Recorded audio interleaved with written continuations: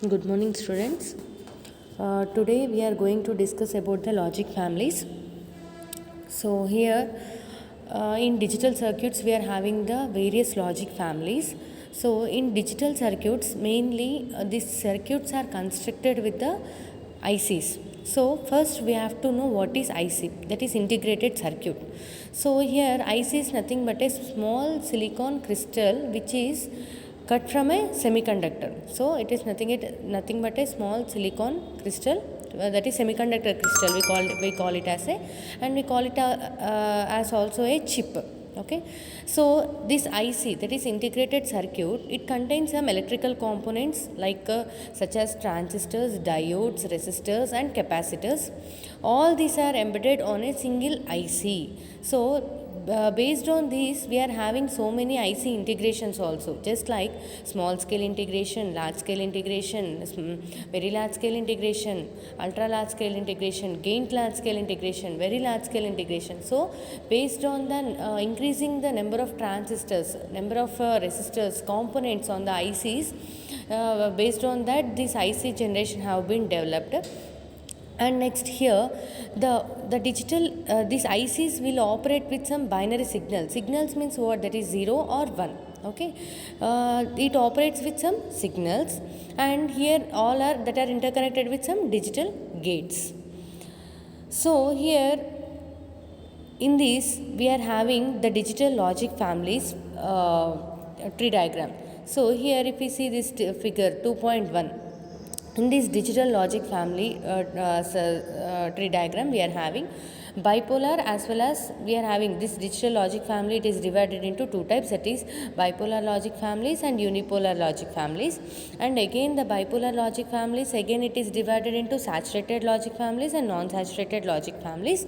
And here in saturated logic families again it is divided into RTL, that is resistor transistor logic, and direct coupled transistor logic, integrated injection logic, diode transistor logic, high threshold logic and transistor logic.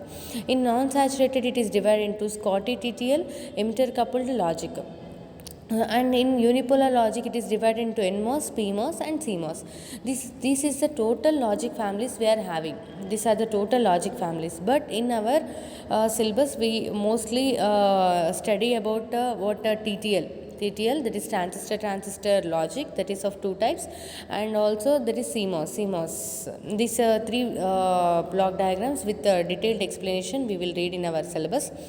And these are the logic families we are having.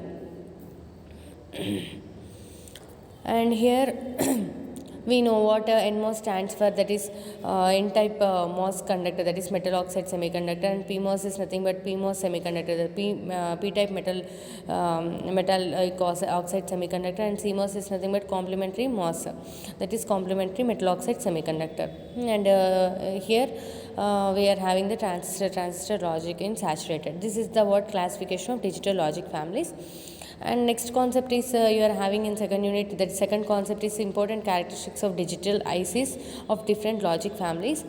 So what are the important characteristics you are having, that is input and output logic levels, propagation delay, noise margin, noise immunity, fan in, fan out, power dissipation, operating temperature and power supply requirements. These are the important characteristics what we see of in digital ICs, that is what is the input voltage we are applying, what is the output logic levels we are applying. So to operate the digital circuits we have to apply the logic levels mainly. So that is input logic level is how much and output logic level is how much. And what is the propagation delay? Propagation delay means whenever we are applying the logic level, what is the change in the output, immediate change in the output, that is propagation delay. And what is the noise margin? Noise margin is how much, noise immunity is how much, and fan in, fan out, again we will be seeing all these definitions. And these are the important characteristics of any digital ICs we are having in logic families. And next 2.3 concept which we are having in our syllabus is what logic levels, and what are the logic levels we are applying, what are the voltage requirements for TTL as well as the CMOS ICs. For the logic levels for TTL as well as the CMOS ICs. So here we are having the logic levels of CMOS ICs as well as the logic levels of TTL ICs also, and voltage requirements of both TTL and as well as CMOS ICs. So if we see first, here we are having the logic levels of CMOS ICs. So here we are having two logic levels generally. So that is, one is plus 5 volts and one is plus 3.3 volts ICs we are having. So if we see these two versions will be used mostly. So if we see plus 5 volts CMOS IC, so and in plus 5 volts we are having the input and output logic levels again. If we see in plus 3.3 volts ICs also, we are having the input and output logic levels. So similarly here, if we see in plus 5 volt CMOS ICs, we are having the input and output logic levels. So input and output logic levels. So here we will be having four mainly different things, that is VIL, VIH, VOL, VOH. What these are? So VIL stands for, I stands for input voltages, I stands for input voltages, O stands for output voltages, O stands for output voltage. So first I stands for input voltages, first O stands for output voltages, and after that we are having the L, H, L, H. L means what? Low logic 0. H means high logic 1. L means low logic 0. H means high logic 1. So you have to remind these logic levels for CMOS as well as TTL. So here if we see this, the VIL, that is nothing but the input voltages which represents a low logic 0, that is from low logic means what, how much, that is 0 to 1.5 volts, and logic high means 3.5 to 5 volts. And again this output voltage, this both are output voltages. Output voltages in low means 0 to 0.33 and high means 4.4 to 5 volts. You have to remind these things. Okay, this is for plus 5 volt CMOS IC. And again that only it is represented in this figure. See this figure, that is, this is the input voltages and this is the output voltages. And again if we see the for plus 3.3 volt CMOS IC, again same. Here we are having four things: VIL, VIH, VOL, VOH, and I means it represents for the input voltages, and O means it represents for the output voltages. And again L means logic 0, H means logic 1, L means logic 0, H means logic 1. And again here low means, again you have to remind these 4 volt values: 0 to 0.8, 2 to 3.3, 0 to 4 volts, 2.4 to 3.3. You have to remind this. And this is about the diagram, and you have to draw this. And if we see for the logic levels of TTL ICs, this is for the input voltages and this is for the output voltages. Here we are having only 0 to 5 volts only. For CMOS we are having two logic voltages, that is plus 3.3 and 5 volts. Here we are having only this is for the input voltages and this is for the output voltages. Okay, these are the logic levels and power supply requirements of TTL and CMOS ICs. For TTL devices we are having only plus 5 volts, and for CMOS devices we are having plus 5 volt and plus 3.3 volts. This is a complementary metal oxide semiconductor. Okay, again coming to 2.4 concept. Define the terms propagation delay, noise margin for fan in, fan out, power dissipation of digital ICs. So here if we see this logic levels of digital ICs, so in logic levels of digital ICs we have seen here only, that is VIH, VIL, VOH, VOL, and IIH, IIL, IOH, IOL. Same. This is here first I reminds what? Input voltage. I means input voltage and O means output voltage, and here also I means input current, O means output current.